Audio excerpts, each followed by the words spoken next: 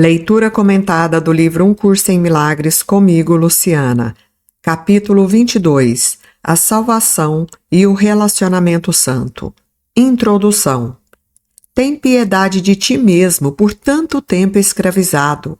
Regozija-te, pois aqueles a quem Deus se uniu vieram a estar juntos e não têm mais necessidade de olhar para o pecado separados. Não há duas pessoas que possam olhar para o pecado juntas, pois elas jamais poderiam vê-lo no mesmo lugar e ao mesmo tempo. O pecado é uma percepção estritamente individual, visto no outro, porém, cada um acredita que ele está dentro de si mesmo. E cada um parece fazer um erro diferente, erro esse que o outro não pode compreender. Irmão, é o mesmo erro, feito pelo mesmo ser, e é perdoado em nome daquele que o cometeu da mesma maneira. A santidade do seu relacionamento perdoa a ti mesmo e ao teu irmão, desfazendo os efeitos do que ambos acreditaram e viram.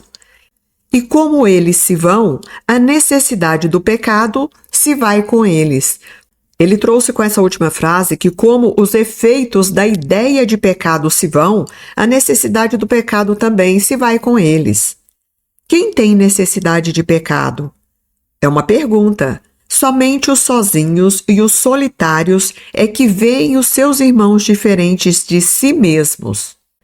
No meu entendimento, os sozinhos e solitários são aqueles que ainda acreditam na ideia da separação.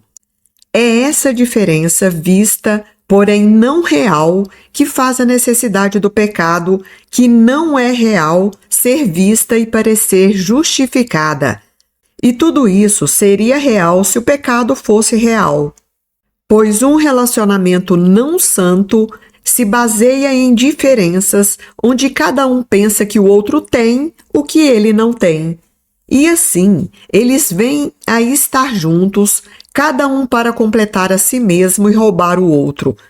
Ficam juntos até pensarem que não há nada mais para ser roubado e então seguem adiante. E assim, vagam através de um mundo de estranhos que não são como eles, vivendo com os seus corpos, talvez sob um mesmo teto em comum, ou seja, talvez vivendo numa mesma casa, que não abriga nenhum dos dois, dormindo no mesmo quarto e, apesar disso, há um mundo entre eles. Que coisa, né? Quantas pessoas vivem sob o mesmo teto, dormem na mesma cama, no caso de casais, e praticamente não se conhecem, são como dois estranhos. Eu não digo que isso é geral, mas a grande maioria sim vive essa situação. Um relacionamento santo parte de uma premissa diferente. Cada um olhou para dentro de si e não viu nenhuma falta. Olha que bonito! Cada um aceitou sua completeza e quer estendê-la, unindo-se a um outro que é tão íntegro como ele próprio. Ele não vê diferenças entre o seu ser e o ser do outro, pois as diferenças estão apenas nos corpos.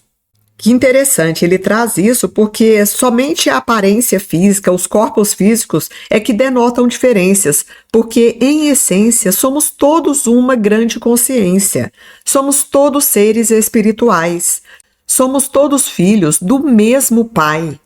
Portanto, ao olhar para o outro, não acha nada que queira tomar do outro. Ele não nega a sua própria realidade, porque é a verdade. E no meu entendimento aqui, essa realidade é a unicidade, que em outras palavras é a verdade absoluta, é tudo que existe. Ele está só um pouco abaixo do céu, mas suficientemente próximo para não retornar à terra. A terra aqui no sentido de não ver mais a separação. Pois esse relacionamento tem a santidade do céu. E ele vai trazer uma pergunta agora. A que distância de casa pode estar um relacionamento tão semelhante ao céu? Trazendo de uma outra forma, a que distância da casa do Pai, da conexão com Deus, pode estar um relacionamento tão semelhante quanto ao próprio céu? Pensa em tudo o que um relacionamento santo pode ensinar. Aqui se desfaz a crença nas diferenças. Aqui, a fé depositada nas diferenças passa a ser depositada no que é o mesmo. E aqui, a perspectiva das diferenças é transformada em visão. A razão pode agora conduzir você e o seu irmão à conclusão lógica da vossa união, isto é, da unidade. Ela não pode deixar de se estender assim como vocês se estenderam quando você e ele se uniram. A razão não pode deixar de alcançar o que está fora e além de si mesma, assim como vocês alcançaram o que estava fora e além do corpo, para permitir que você e o seu irmão fossem unidos. E agora, essa qualidade comum ao que é o mesmo que vocês viram estende-se e finalmente remove todo o senso de diferenças, de tal modo que o que é o mesmo por trás de todas as diferenças vem a ser aparente. Ele traz aqui que de tal modo que o que é o mesmo, ou seja, o Cristo, o Filho de Deus, a unidade, essa extensão, a consciência única, ela está por trás de todas as diferenças que vem a ser agora aparente. No caso, essa consciência crística se torna aparente, essa unicidade. Aqui está o círculo dourado, onde você reconhece o Filho de Deus. Pois o que nasceu em um relacionamento santo nunca pode ter fim. Que lindo! Fim da leitura do livro-texto.